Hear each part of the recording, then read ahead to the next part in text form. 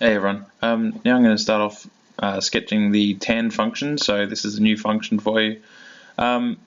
The tan function, I'm going to actually sketch it by plotting out a number of points that we actually know about this function. I'm going to sketch it just from 0 to 2 pi, so we'll get a bit of an idea of what's actually going on with it. Now, something that you might be tempted to do to begin with is to comment on the amplitude of this function.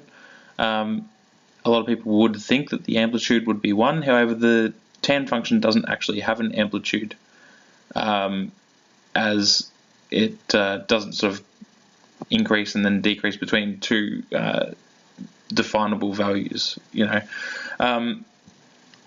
The other thing is that the period for the tan function is calculated in a slightly different way.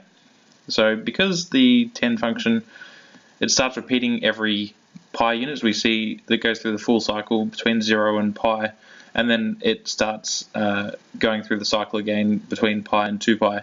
So because of that, well, we, instead of using 2 pi over n, we calculate the period for the tan function as just pi over n. Oh, what's going on there? I'm not sure about that. Okay. So period is just pi over n for the tan function, and in this case n is just 1, so we would get p equals pi over 1, which is just pi. So I'm going to mark out, we've got pi there, and about the same distance along here we have 2 pi. Also, I'd just like to point out how almost perfectly straight this horizontal x-axis is here. I'm a little bit proud of it because, I just drew it and I kept on going and it was like, oh my god, this is just spectacular. I'm also going to mark on the pi on 2 and the 3 pi on 2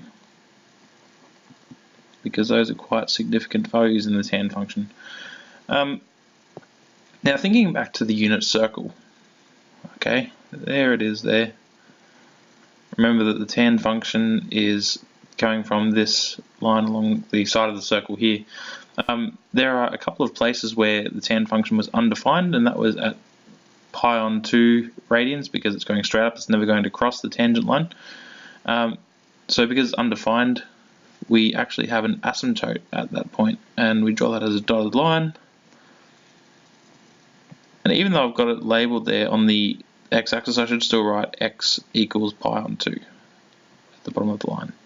And likewise, it is undefined at 3 pi on 2 because it's going straight down, and again, it's never going to cross that tangent line along the right hand side of the circle. So at 3 pi on 2, we also have another asymptote.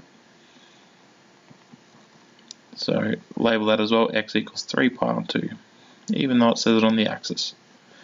Next thing I'm going to consider are places where the tan function equals 0. So that is right here and right here. So at 0 and pi and 2 pi, the tan function equals 0. So that gives us these x-intercepts.